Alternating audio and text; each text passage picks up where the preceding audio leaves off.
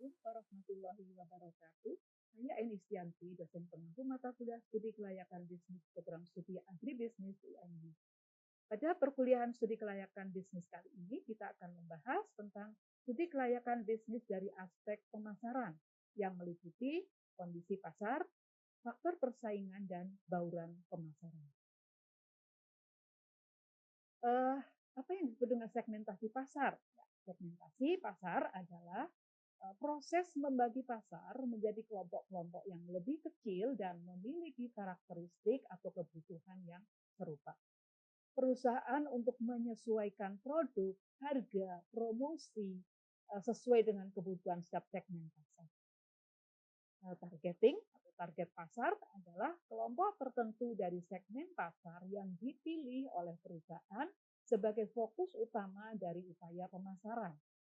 Perilaku konsumen, keadaan umur dan jenis kelamin konsumen perlu mendapat perhatian dalam aspek pemasaran karena perbedaan umur, jenis kelamin, dan perilaku akan mempengaruhi selera dan keinginan konsumen dalam memberi suatu produk. Kemudian bauran pemasaran dengan 4P, yaitu produk, price, place, dan promotion, juga merupakan aspek yang penting dalam pemasaran. Berdasarkan bagan yang ada, kita dapat lihat ya adanya rantai pemasaran. Di mana rantai pemasaran pada dasarnya adalah pola tata niaga dari produsen sampai ke konsumen. Dari gambar tersebut kita bisa identifikasi ada 4 rantai pemasaran, di mana yang pertama adalah dari petani, KUD, pengecer, dan konsumen. Rantai yang kedua yaitu dari petani, pengecer, konsumen. Yang ketiga dari petani ke KUD, ke konsumen, ya, dan yang keempat adalah dari petani langsung ke konsumen. Kemudian apa itu biaya pemasaran? Biaya pemasaran pada dasarnya adalah semua biaya yang dikeluarkan oleh perusahaan untuk merencanakan, mengimplementasikan, dan mengelola aktivitas pemasaran guna mempromosikan produk atau layanan ya kepada pelanggan yang potensial.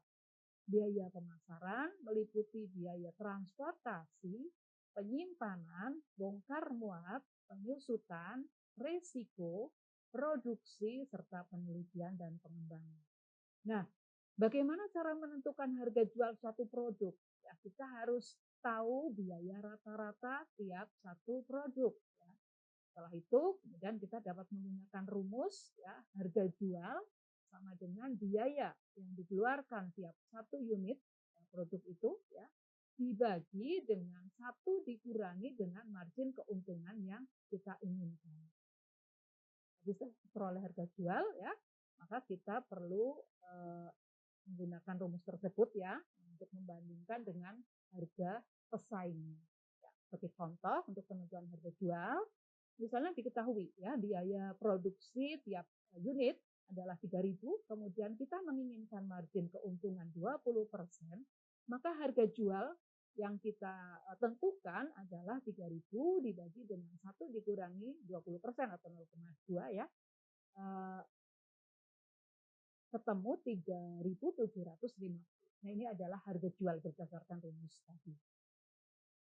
Nah, kemudian yang berikutnya adalah faktor persaingan dalam pemasaran ya, yang mengacu kepada semua kekuatan yang mempengaruhi lingkungan persaingan di mana suatu perusahaan beroperasi seperti pesaing langsung, produk atau layanan yang sejenis, ya, substitusi produk, kekuatan tawar-menawar pembeli dan pemasok, serta tingkat penetrasi pasar.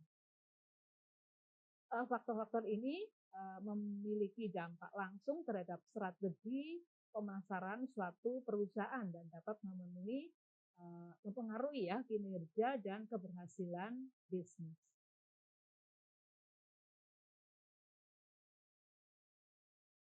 Kemudian yang kedua, produk substitusi ya, artinya bahwa adanya produk pengganti atau pesaing ya. Di sini perusahaan harus memperhitungkan keberadaan produk substitusi untuk mencari cara untuk membedakan bahwa produk substitusi tersebut untuk mempertahankan pangsa pasar. Ya, kemudian faktor penting berikutnya adalah pembeli dan pemasok. Merupakan dua pihak yang perlu mendapat perhatian. Kekuatan tawar-menawar, pembeli dan pemasok dapat mempengaruhi harga dan kualitas produk atau layanan. Perusahaan harus memahami dinamika hubungan ini ya dan mencari strategi untuk mempertahankan hubungan yang kuat dengan pemasok dan juga mempertahankan loyalitas pembeli. Kemudian yang berikutnya adalah tingkat penetrasi pasar. Bahwa tingkat penetrasi pasar itu mengacu pada seberapa besar suatu produk telah diterima oleh pasar. Perusahaan harus memperhatikan tingkat penetrasi pasar untuk mengidentifikasi peluang pertumbuhan dan potensi ancaman dari pesaing. Kemudian yang berikutnya adalah faktor persaingan. Yang berikutnya adalah perubahan dalam lingkungan bisnis serta teknologi baru, kemudian regulasi pemerintah atau tren pasar juga dapat mempengaruhi persaingan dalam industri. Perusahaan harus dapat menyesuaikan strategi pemasaran dengan cepat untuk mengatasi perubahan dan mempertahankan keunggulan kompetitif. Yang berikutnya adalah konsep bauran pemasaran dengan 4P, ya, di mana aspek penting dalam strategi pemasaran itu meliputi produk, price, place, dan promotion.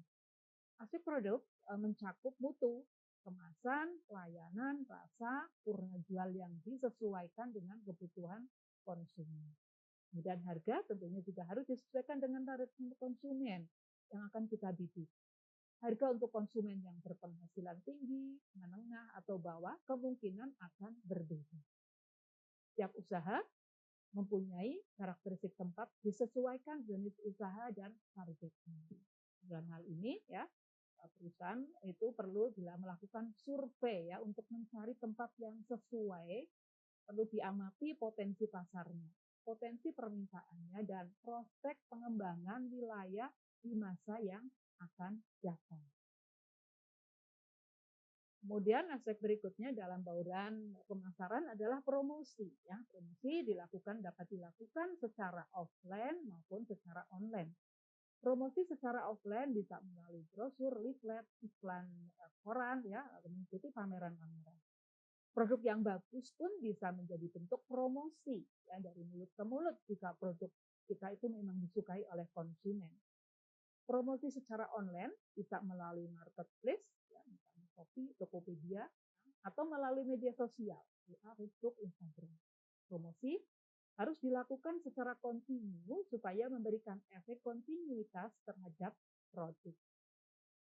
Nah, demikian kita sudah membahas studi kelayakan bisnis dari aspek pemasaran yang meliputi ada kondisi pasar, yaitu rantai pemasaran, biaya pemasaran, dan penentuan harga jual. Kemudian ada faktor persaingan meliputi pesaing langsung, produk substitusi, pembeli dan pemasok, ya, penetrasi pasar, dan perubahan lingkungan bisnis. Kemudian bauran pemasaran dengan konsep 4P, product, price, place, dan promotion. Mudah-mudahan bermanfaat. Wassalamualaikum warahmatullahi wabarakatuh.